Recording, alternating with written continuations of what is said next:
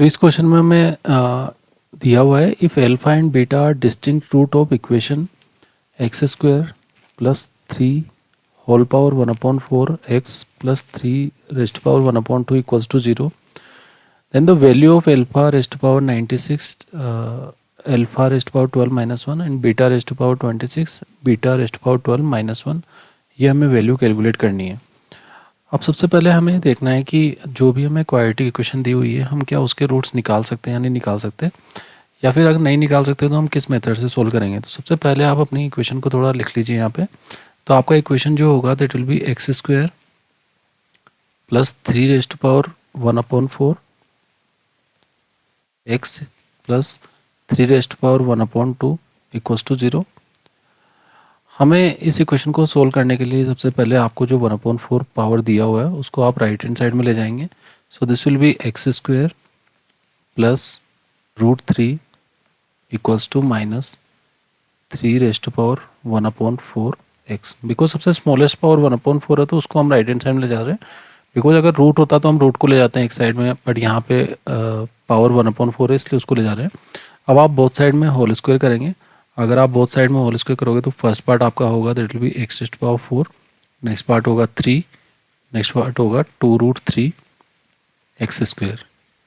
Right hand side में जब आप होल स्क्वेयरिंग करेंगे तो आपको मिलेगा, अब आपकी पावर डिक्रीज हो जाएगी, स्क्वेयरिंग करोगे तो आपको मिलेगा 3 रेस्ट टू पावर 1/2 एंड साथ में आपको मिलेगा एक्स स्क्वायर। अब आपको पता है कि ये 2√3 एक्स स्क्वायर है और वहाँ पे √3 एक्स स्क्वायर है, तो आप इसको एक बार और सिंप्लीफाई करेंगे। सो this will be x raised power 4, ये 3 हो जाएगा। एंड अगर ये 2√3 एक्स स्क्वायर √3 एक्स स्क्वायर के राइट हैंड साइड में आएगा तो आपका हो जाएगा माइनस √3 एक्स स्क्वायर। अभी हमें एक और रूट को हटाना है तो आप क्या करेंगे, एक बार और इसका होल स्क्वायरिंग करेंगे और आपको एक बार और होल स्क्वायर करोगे तो आपको यहाँ पे पावर मिल जाएगा that will be x raised power 8 plus 9 plus ये हो जाएगा आपके पास 6 x raised power 4। And right hand side में अगर आप देखोगे तो इसका होल स्क्वायर करोगे तो आपको √3 का होल स्क्वायर 3 मिल जाएगा और ये एक्स रेस्ट पावर 4 मिल जाएगा। अब आपको जब आपने होल स्क्वायरिंग कर दी है तो आप इसको थोड़ा और सिंप्लीफाई कर लीजिए। So x raised power 8 plus 9 जो होगा that will be equals to minus 3 x raised power 4। अब हमने अगर ध्यान से देखना है तो आपके पास ये वाला टर्म आ गया that will be x raised power 8 terms में ना। अब हमें क्या करना है यहाँ पे कि एक्स रेस्ट पावर 4 का वैल्यू अगर आपको डायरेक्टली मिल रहा है किसी भी इक्वेशन से तो आपको उस वैल्यू को यहाँ पे सब्स्टिट्यूट करना है और अपना आंसर निकालना है।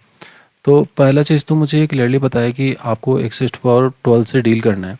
एक्स रेस्ट पावर 12 से आप तभी डील कर पाएंगे जब आप उसको एक्स रेस्ट पावर 12 बनाएंगे।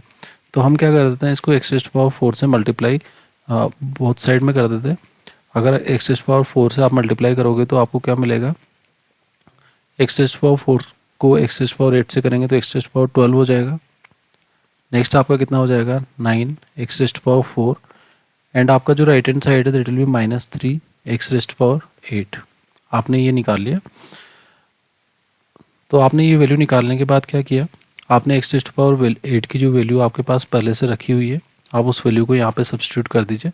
तो वो वैल्यू कितनी हो जाएगी, ये तो एक्स रेस्ट पावर आपके पास 12 ही होगा,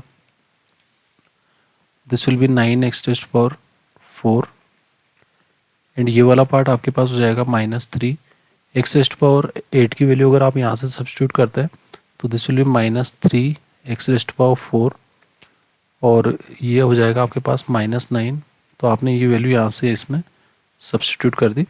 अब आपके पास जो इक्वेशन होगा that will be x raised power 12 plus 9 x raised power 4 और ये वाला पार्ट अंदर मल्टीप्लाई होके हो जाएगा 9 एक्स रेस्ट पावर 4 प्लस में, और ये वाला पार्ट आपके पास हो जाएगा दैट विल बी प्लस 27। तो आपने ये वैल्यू कैलकुलेट कर ली। आपको पता है ये वाला पार्ट तो आपका कैंसिल आउट हो रहा है, तो अल्फ़ा अगर आप यहाँ पे लिखेंगे एक्स रेस्ट पावर 12 तो उसका वैल्यू आपको मिल रहा है 27। तो हम इस इक्वेशन पे आ गए। अब हमें पता है अल्फ़ा एंड बीटा है वो रूट है इसके, तो 100% इसको सेटिस्फाई करेंगे। तो आप अगर अल्फ़ा पावर 12 का वैल्यू भी निकालोगे दैट विल बी 27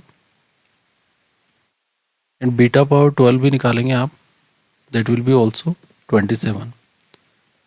अब आप इसके साथ ये भी निकाल लीजिए कि हमें जो वैल्यू निकालनी है उसमें ये लिखा हुआ है कि आप अब अल्फ़ा पावर 96 को भी अल्फ़ा पावर 12 के फॉर्म में बना लीजिए।